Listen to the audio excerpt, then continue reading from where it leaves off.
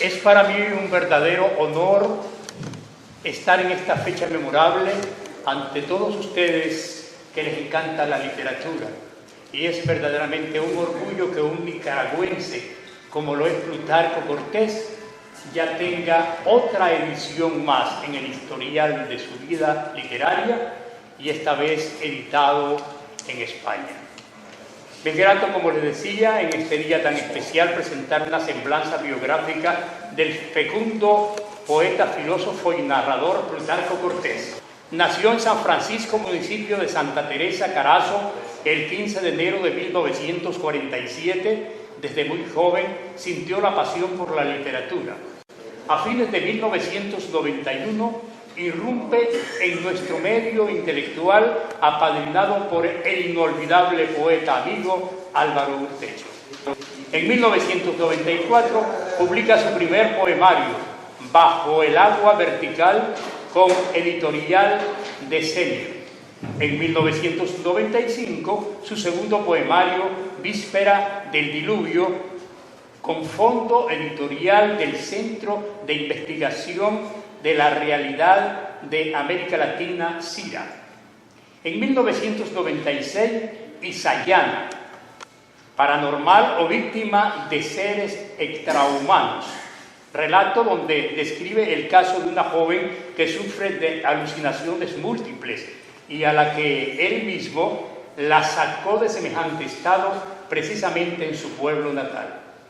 En el año 2001, por invitación, participó en la Feria Internacional del Libro de Miami, siendo considerado en esta ocasión uno de los 8 poetas y escritores más sobresalientes de toda Latinoamérica.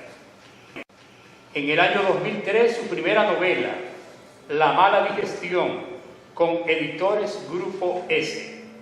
En el año 2007, Posmodernidad y pensamiento ágil, ensayo sobre la concepción posmoderna del mundo, editado bajo el sello de la Academia de la Lengua Nicaragüense. En el 2013, El poeta y su conciencia, ensayo que pretende ser, según el autor, una teoría literaria, editado en Wilmer International Edition, Inc., California, USA, en el 2013.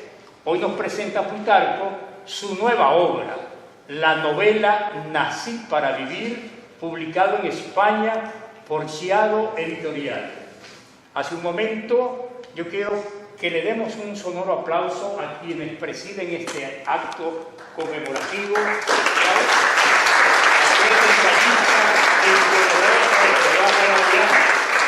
Al promotor literario y editor Ariel Montoya, el ensayista y editor Dagoberto Avendaño Rivera y la poeta Magda Bello, y el autor del libro Nací para vivir, Plutarco Cortés. Pero, si me permiten, acabamos de recibir un comunicado de la editorial Chiado de España, que a la letra dice: esperamos que esta relación cercana y de confianza permanezca durante mucho tiempo, creando caminos sólidos para la producción y publicación literaria española contemporánea. Es por autores como el que aquí se presenta que la editorial continúa su expansión desde el 2011, ya no solo por territorio español, sino en América Latina, publicando más de 150 títulos por año, innovando en sus métodos de distribución y comunicación. Hoy presentamos esta magnífica novela creada desde la propia imaginación, sentimiento y pulso del autor. Les invitamos a conocer esta historia, no solo original en su narrativa, sino también en su sentido discursivo.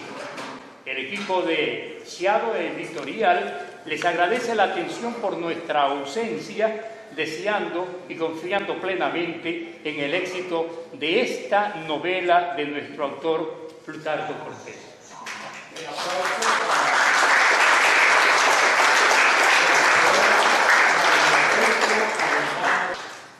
Para continuar este hermoso acto de la presentación del libro Nací para vivir, Me es grato escuchar al joven Dagoberto Avendaño Rivera, que va a exponer algo sobre el libro. Dicho texto.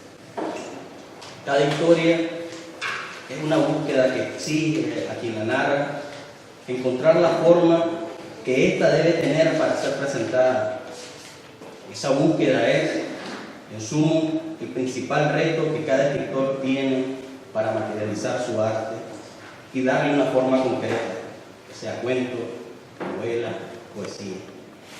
Y Nací para vivir, segunda novela de Plutarco Cortés, esa búsqueda queda implícitamente advertida en la voz de Dalia, narradora y protagonista, que va estructurando y dando forma a la narración entera. Estuve pensando en si contaba la historia del mundo, pero luego me percaté que sería inútil. Hay versiones incontables de cómo es el mundo y no podemos saber cuál es la verdadera. La mía sería una más que luego pasaría al olvido, como tantas otras, porque creo que todo aquel que pretenda decirnos cómo es el mundo nos estará contando un cuento fantástico. El mundo lo es todo y no es nada a la vez. Se me ocurre una imagen solo por darle un poco de presencia. El mundo es una silueta de fuga. No podemos atraparlo.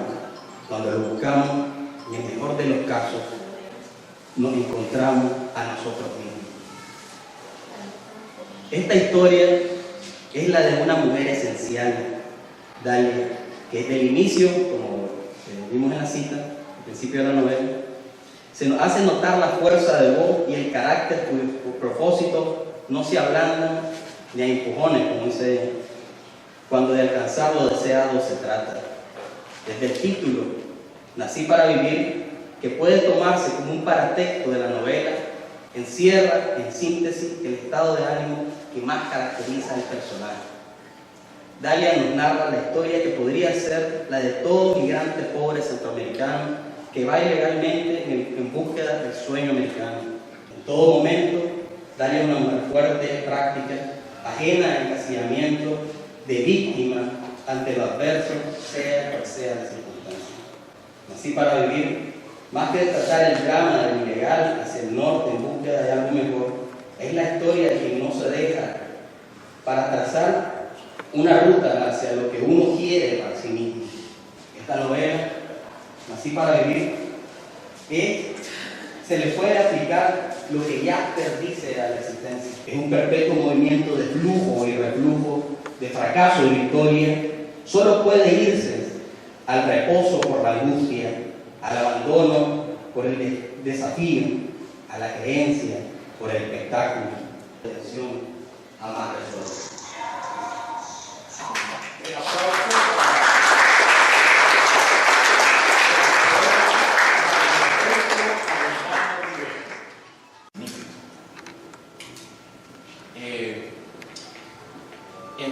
En la obra expansiva de la narrativa latinoamericana, no sé si se escucha así o Está bien, está bien.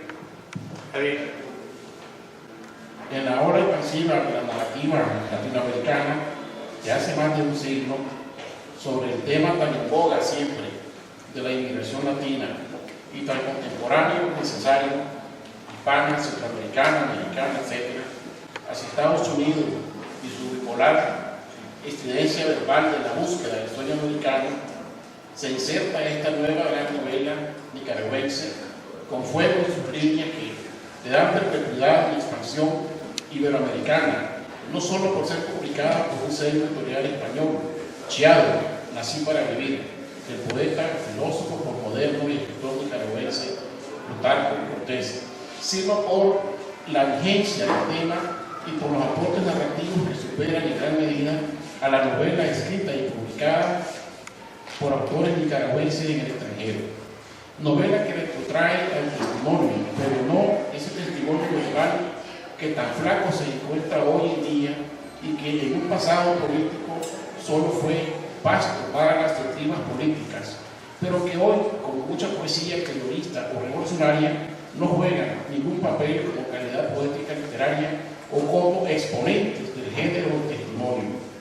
No, esta novela juega muchas voces, desde una sola voz que discurre por los pasillos de la plena existencia de su personaje central, Delia, a cuya gramática y a cuya estructura del lenguaje narrativo nos permite husmear las sociedades nicaragüenses y niamenses, los contornos sanguíneos de los personajes centrales y los atributos familiares que van desfilando a través de sus páginas, desde donde también discurre como una obra cinematográfica o una telenovela serial, tiempos, contratiempos, flashbacks entre telones del mundo rural nicaragüense y sus fantasmas y personajes, hasta los jerárquicos episodios de la High Life sociedad estadounidense con sus dotes financieros y lo que estos pueden comprar, autos de lujo, viajes a Europa y cenas palaciegas. Con su novela La llama del retorno, de Pedro Contreras, con su novela La bestia, incluso da para un thriller como el de Los Coyotes en el cine fronterizo de Juan Villa. Esa es la responsabilidad de los nuevos tiempos de los escritores como vos, como ya en el pasado lo han hecho escritores de la campo universal como Lupe Laini, Willy Carter, Amitab o bien uno de los grandes de todos los tiempos, John Steinbeck, con Las uvas de la ira.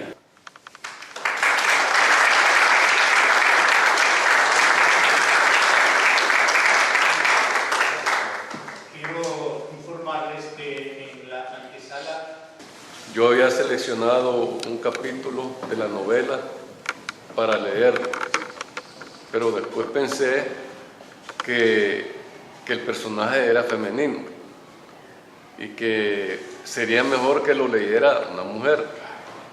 Y por eso le pedí a la poeta Magda Bello que me hiciera el favor, quien va a leer el capítulo que elegí para ser leído hoy. el aplauso para Magda Bello y para Plutarco Cortés. Buenas noches. Es un honor para mí leer un capítulo de la novela de nuestro gran escritor Plutarco Cortés, Nací para vivir, parte 2, capítulo 17, página 119.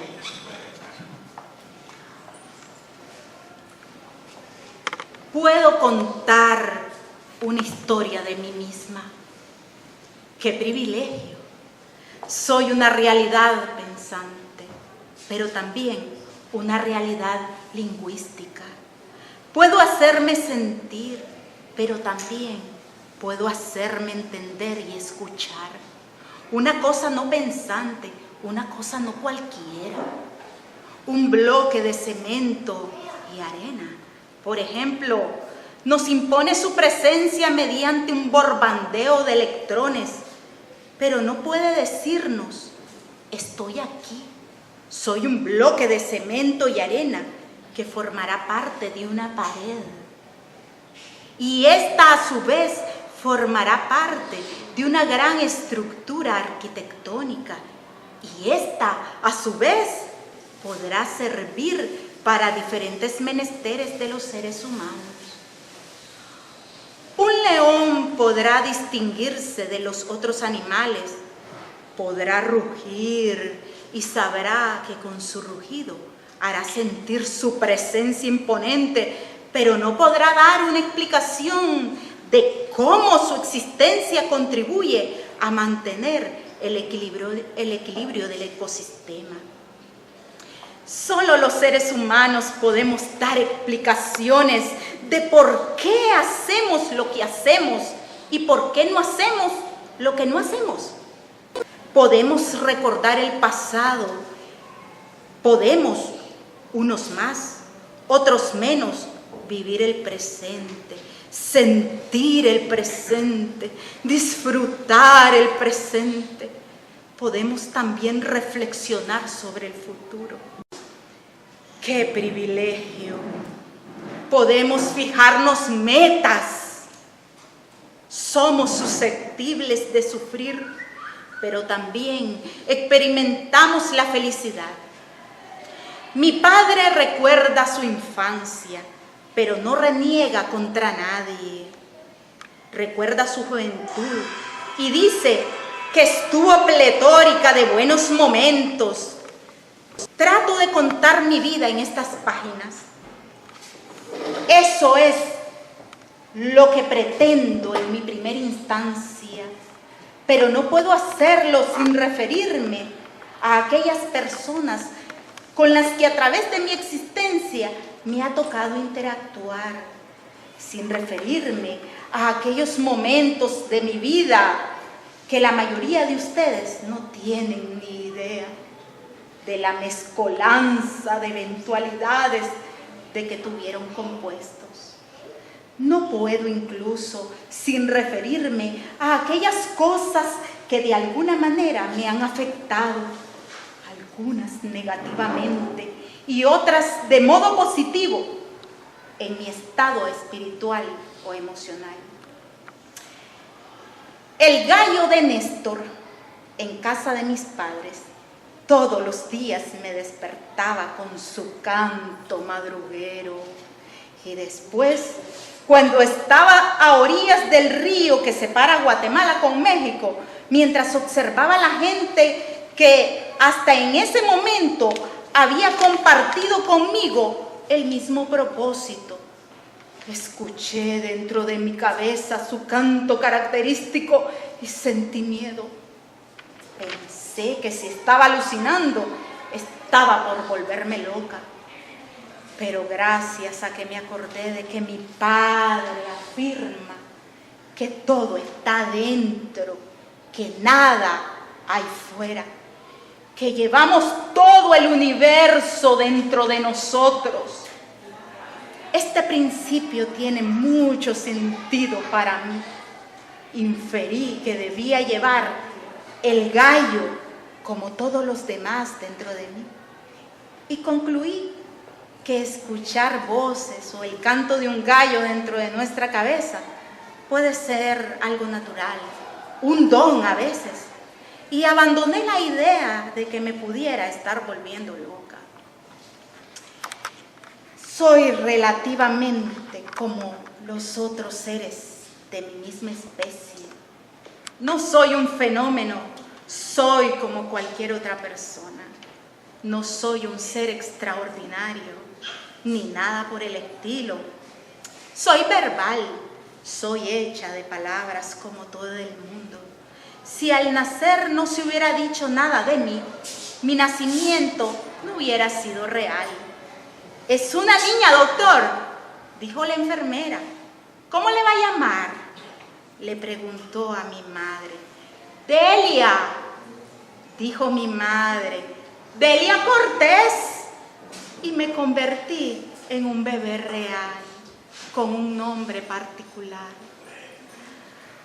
Antes que naciera, no era nadie en particular. Solo era un abultamiento llamado embarazo en la panza de mi madre. No era una niña, no era un niño, no era nadie. Dice mi padre, parafraseando el texto bíblico, que primero es el verbo y después son las cosas. Yo empecé a ser una realidad cuando me clasificaron como una niña. Cuando la enfermera dijo en tono afirmativo, es una niña, doctor, me anotaron en el libro de registro del hospital, clasificada como una niña, hija de Plutarco Cortés y Catalina Canales. Después mis padres prosiguieron atribuyéndome características particulares. Cuando empecé a desplazarme en el mundo por mi propia iniciativa, con mi estilo particular, mi imagen se volvió plural. Cada una de las personas que interactúan conmigo tienen su propia descripción de mí, hecha desde su propio punto de vista y en sus propios términos. Pensé que si no me describía a mí misma tal como yo sentía que era, en mis propios términos, seguiría siendo lo que los otros creían que era, lo que a los otros se les antojase decir como era yo. Esto me hubiera relegado a un estado precario de mi existencia. Mi propósito es presentarle al mundo a través de mi relato mi verdadera imagen, hecha desde mi propio punto de vista y en mis propios términos. Cuando haya terminado el relato de mi vida, podré decirle al mundo que todas las imágenes que se hayan hecho de mí son falsas.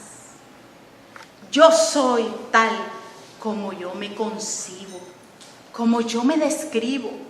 No es posible que alguien lo sepa, solo yo lo sé.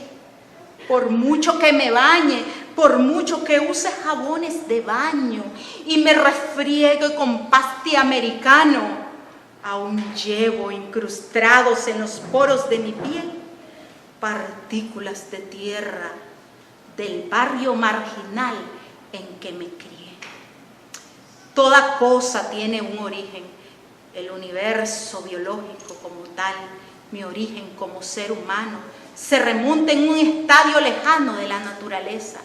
Y como ser social, mi origen se encuentra en una familia de hombres y mujeres legendarios. Pero también soy un objeto concreto, soy una persona particular y como tal, mi vida se origina en virtud de una copulación azarosa de mis padres. Pero también soy agente social y como tal, mi vida se destinó en absoluto en un libre albedrío. Esto es una ilusión. Soy el producto de una copulación azarosa de dos jóvenes de origen campesino. Nací en un hospital público y me crié en un barrio marginal. No sabemos cuál era la posición de los astros respecto a la Tierra en el momento de la copulación realizada por mis padres. Tampoco sabemos cuál era la posición de los mismos en el momento de mi nacimiento. Cualquiera que hubiese sido, tanto en el caso de mi concepción como en el caso de mi nacimiento, se supone que habría ejercido influencias sobre mi manera de ser. Soy el resultado de eventos cósmicos, de eventos biológicos y de eventos sociales. Nací con un destino, reconozco mi destino, aunque soy consciente de la arbitrariedad del mismo, pues se compone de eventos azarosos. Soy un agente social activo, dinámico y autoconsciente. He decidido alterar ese destino. No me quedaré allí donde lo dispuso el azar. Mi madre era una joven muy bonita y mi padre un joven guapo y atractivo. Mi madre pujaba para que saliera de su vientre.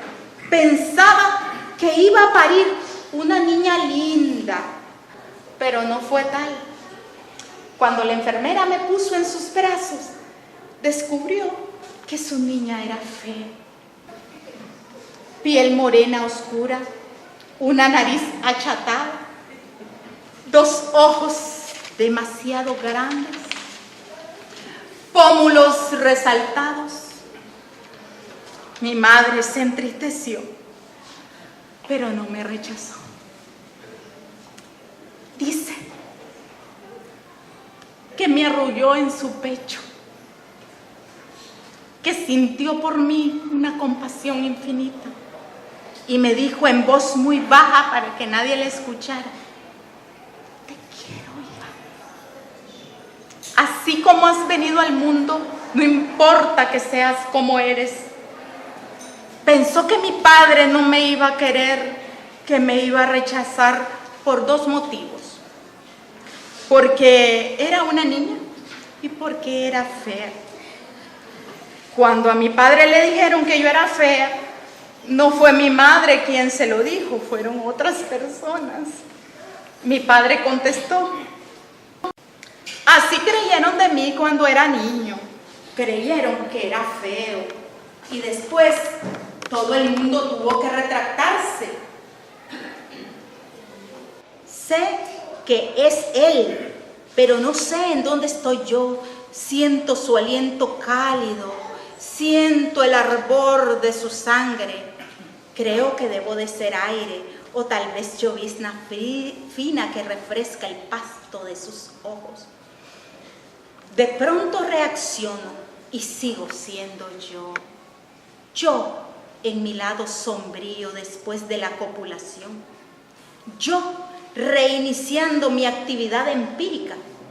Yo reiniciando la vida en el plano terrestre. Yo en la dimensión fría de los pragmáticos, contrastando con ese momento emocional, con ese estado sublime, donde perdemos toda perspectiva de lo real, donde perdemos incluso la noción por un instante del mundo de la vida. Muchas gracias.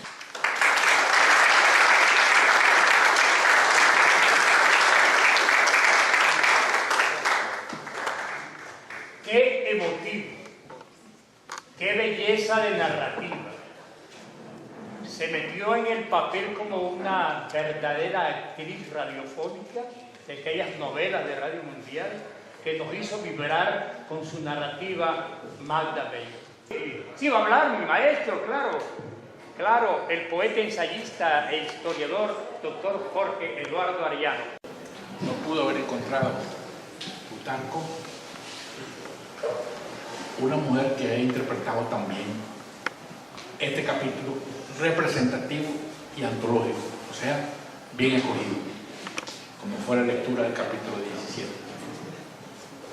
Mi amigo Plutarco Cortés, San Francisco, municipio de Santa Teresa, departamento de Carazo, 15 de enero de 1947, ha protagonizado una empresa intelectual que solo tiene un precedente en Centroamérica: las categorías literarias 1923 del costarricense Roberto Brenes Mesén, 1874-1947. Ha sido, por tanto, el único nicaragüense que ha elaborado toda una poética, es decir, la formulación en un largo ensayo reflexivo de su concepción personal de la poesía y del poeta en nuestro tiempo. Me estoy refiriendo no a su novela, su segunda novela, sino a su ensayo teórico, El poeta y su conciencia, que hasta ahora me entero que está publicado ¿en qué parte? En California. En California, pero yo no la conozco, o mejor dicho, no existe en Managua. Autores como Harold Bloom, autor de The Density of Influence y de Western Canon, el canon occidental, han sido asimilados por nuestro ensayista filosófico para ofrecernos una recuperación estética de la literatura que se bate hoy en retirada frente a la consideración ideológica triunfante. ¿Quiénes son los que están triunfando? Han triunfado de hace tiempo. Me refiero a los que Bloom denomina la escuela del resentimiento. Concretamente, son sus palabras, no la mía, para que no me interpreten mal, de una infame turba de feministas, afrocentristas, neomarxistas, neohistoricistas y de desconstruistas que juzgan las obras literarias de acuerdo con criterios extraestéticos, es decir, como documentos de clase, raza o género. Plutarco Cortés no. Él defiende una concepción estructuralmente estética y de la lectura puramente hedónica de la literatura, o sea, de gozar. La literatura es para gozarse. Bajo la influencia del filósofo Richard Rorty, 1931-2007, Plutarco se ubica dentro de un ámbito definido, posmodernidad y pensamiento ágil, título de otro ensayo trascendente editado en 2008 por la Academia Nicaragüense de la Lengua. El siguiente fue su contenido. Aquí están los temas que han obsesionado la escritura y el pensamiento de Plutarco Cortés. Un yo contingente. Se acabó la metafísica, el hombre y el tiempo. Todo es memoria. La palabra norma y da forma. Solo la creación salva, por una nueva actitud estética, por una pluralidad de todos los órdenes y el humanismo en la modernidad. O sea, es lo que defiende es el humanismo en la modernidad, o sea, en estos días. Si Plutarco asimila y está de acuerdo con Rorty, también emite conceptos propios, concluyendo su trabajo con la serie de aforismos, sensibilidad y disposición. En fin, concibe y logra su identidad afirmando la importancia de la libertad individual. Como muy pocos en el país, Plutarco ha aportado su grano de arena a los debates filosóficos postmodernos, y este es, para mí, su principal mérito. Otros, como sabemos, corresponden, ya se informó al principio, a dos poemarios y a una novela corta. Esta es una novela no corta. Expresiones de sus búsquedas creadoras. El primero, Bajo el agua vertical, 1994, se desarrolla en un ámbito de contenido genésico, cósmico y visceral, como si el universo estuviera creándose permanentemente, pero a su vez destruyéndose y volviéndose a crear en una dialéctica de negatividad eterna, según su prologuista Álvaro Urtecho. En el segundo, Víspera del diluvio, Plutarco adquiere una conciencia plena de que su obra se ubica dentro de los parámetros de la posmodernidad, y fue en su novela La mala digestión, corregida y aumentada, digestión de 1994, corregida y aumentada en 2003 y también prologada por Urtecho, donde proyectó explícitamente esa conciencia.